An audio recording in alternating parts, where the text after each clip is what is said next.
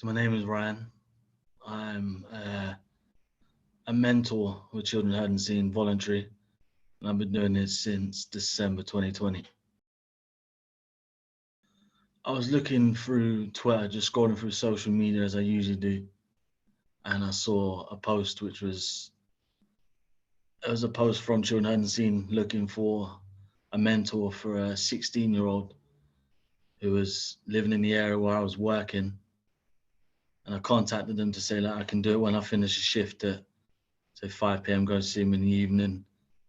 I then spoke with a member of the team, had a little interview. It was decided that it'd be a decent match. So I met with this young person in December 2020 and it went all right. I'm still talking to them now. So it was through social media.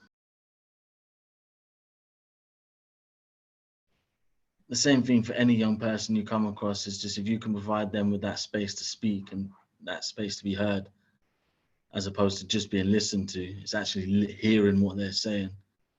I think that's just, you can't really put a price on that. And I know from conversations I've had with this young person that they've not always had that space to speak. They've not always had that luxury of having someone there to listen.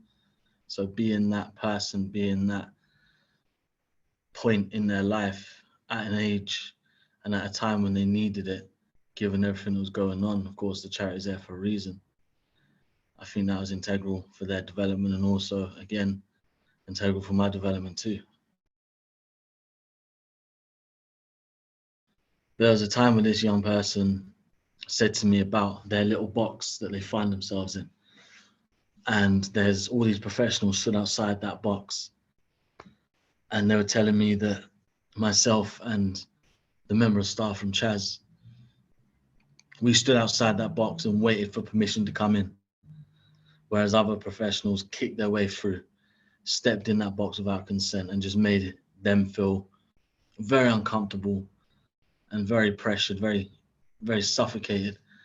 And that to me was almost confirmation that I'm doing the right thing, not just the work I'm doing, but I'm doing the right thing by being involved with this charity, because it gives me it gives me moments of just, yeah, I'm doing all right. And when people talk to me about the work I do, that's always the first thing that comes to mind as a memory. I think being a good mentor is just about being a good person. And it's about being authentic and being real and not letting the idea of the world being a fantastic place, don't let it become a false sense of reality. I know a lot of people who I've worked with in the past, who've worked with young people, have tried to sell this belief that the world is great, everything's fun, and there's no troubles in the world, and there's no authenticity behind that. Whereas if you can say to the young person, I know the world's a bit crap, I know the world's a bit poor, I know society can be this and that.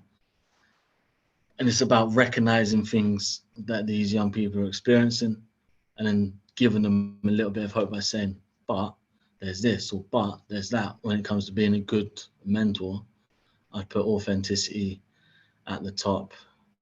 And then you've got respect, honesty, communication, being clear on what your objectives are, clear on why you're there, and not making promises you can't keep.